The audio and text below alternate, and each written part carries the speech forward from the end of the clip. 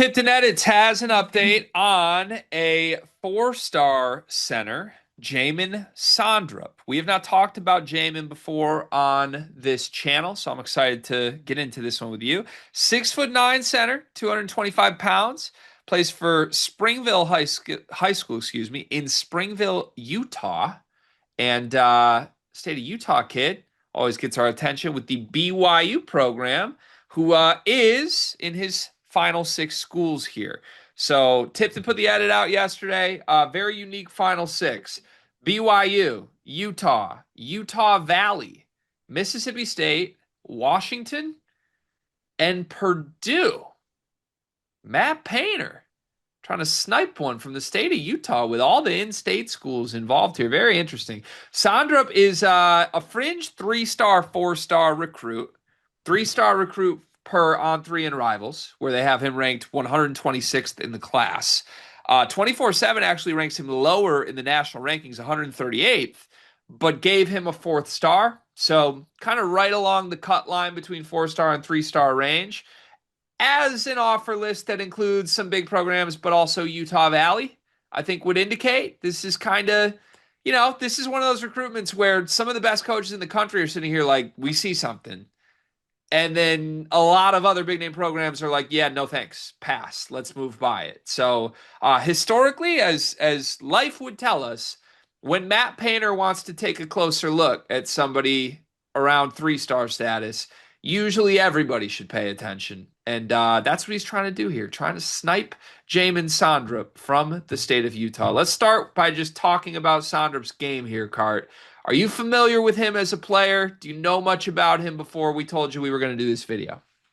So the reason I did hear about him is it's someone, I'm not even sure who it was. Might have been a BYU Hoops page actually retweeted his stuff for me. And I was able to see a little bit of his film, not much. To me, looks like kind of an undersized center. Like maybe he's listed as 6'9". He looks like more 6'8", in my opinion. But just seems like kind of not to throw him in this box, but the ranking makes sense, I guess. It's kind of how I put it. Like I think a good player, good solid player. The school list just has me so confused, though. Truthfully, I just don't know what the pathway would be at maybe some of these schools to play right away or play a lot, but also maybe that's not what Jamon necessarily wants. But this is one I watched and I'm just confused by the list and why I'm seeing Purdue and then I'm seeing Utah Valley and then I'm seeing BYU. So I'm a little bit knocked off my pivot here, I must say. Yeah, I mean, yeah, I think it should. It's a strange recruitment in terms of like not just schools offering you. We've seen players before that are clearly risers that, will list a school like Utah Valley or these under the radar schools and then start to get mid, high major interest. And, you add them, maybe a few of them stick on the list for a little while. It's very rare that we see a kid in, his senior year, class of 2026 kid, cut his list to six and still include a school at the level of Utah Valley when he has an offer from Matt Painter or an offer from Kevin Young. And I don't want to downplay the other schools in his final six besides what we're saying here. Utah is obviously in state. They could definitely steal him. Mississippi State has gotten big time players before. So I don't know what this kid's prioritizing, but I think, you watch the film on it and you look at the numbers and try and figure out who he is as a player. I think it makes a little sense to me because I don't think on paper this is a kid that BYU or Purdue should be prioritizing. But anytime we say that about a kid at BYU or Purdue, usually they end up overachieving and being awesome based on the coaching staffs recruiting them. So, I will say, like, he's got game. It's not like he's got nothing here. There's a lot of footage of this kid stepping outside and shooting. Yeah, he's got great he's like a prototypical like below the rim, but like he has great footwork, very soft hands, catches everything, rebounds well, even though he is only like 6'8", I think, maybe 6'9" at best. I mean, not like crazy, oh my God, athleticism, but just productive as hell. Catches everything, finishes everything. He's got post moves too, like classic he he might have grew up watching TKR. Like he loves catching it in the post and then just going to his left or right hand. He does have a nice little plethora of post moves. Yeah, I got to be completely honest. My comp for Jamyn Sondrup is you. Could see that. Could very much see that. Like everything you just said verbally to describe his game is how I would describe your game in pickup or men's league.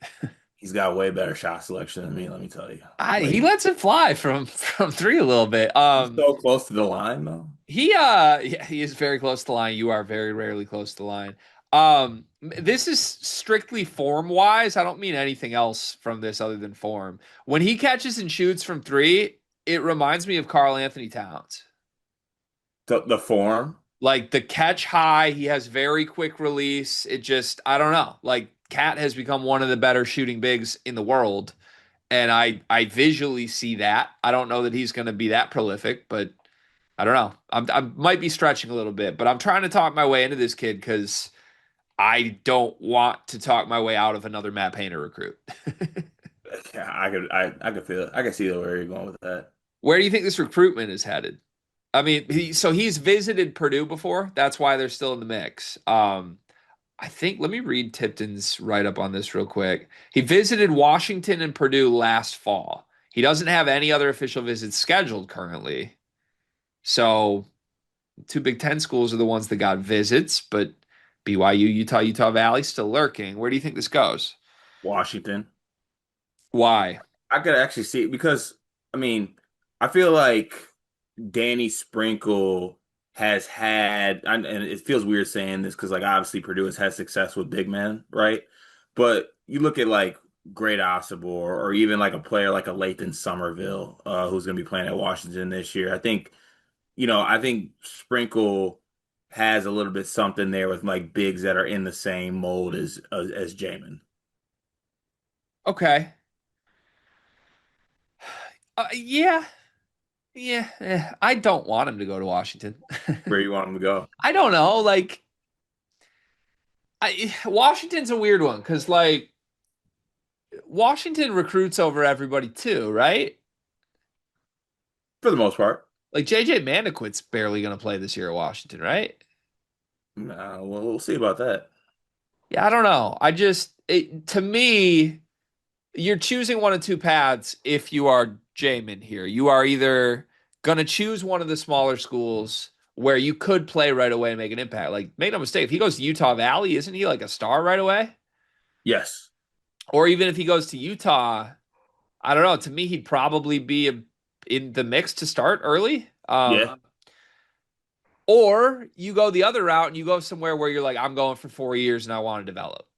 Right. It's kind of you kind of got to get an insight on what he's mentally made up of. And there's no better option than Purdue if he's going to go that route. But BYU is also taking some project players and turning them into pieces. So I like both of those options for that. He just would need to commit long term. Washington is neither, though. Like, you don't go True. to Washington being like, I'm going to be a 4 year player. And you also don't play right away if you're Sondrup.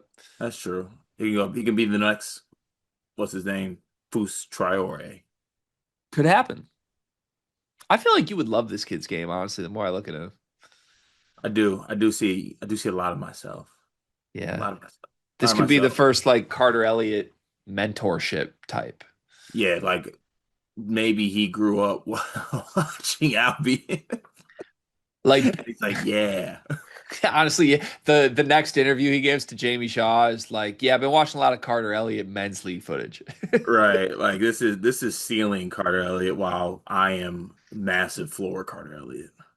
You said you don't buy that he's 6'9". That's what he's listed at. Yeah, he's not. This is why him and I were like, no. You think he's 6'8", 6'7"? Hmm. Do you buy that he's 225? Because that's what he's listed at. I do buy 225. Yeah. So you think he's 6'7", 225? I think on the day he weighed in, he was 225. Yeah. Okay. All right. I know what he did. What'd he do? That day is coming up. You know that scale day is coming up. You know. Um, You know. God, we made it so far in this video without going down the path I'm about to prompt you to go down, but why not? Matt Painter's been crushing it on the recruiting trail lately. Hmm. Should he be trying to win this recruitment? I say no. They're after a lot of really high level bigs right now. Hmm. Do you see much of a world where Sondrup like rises up the rankings, cracks the top 50 the way we saw Luke Ertl do? No, but also I feel like Matt Painter can't help himself to take. Hey, Matt Painter probably has himself convinced that he can turn this kid into TKR. Well, and he probably could. It's not even convinced, right? Like he probably just could do that. Maybe. I hope not. I don't need another. We don't want to see another. Not another, please. Honestly, your worst nightmare would be a kid that is basically you stylistically being turned into TKR. It's my worst nightmare. My little worst nightmare.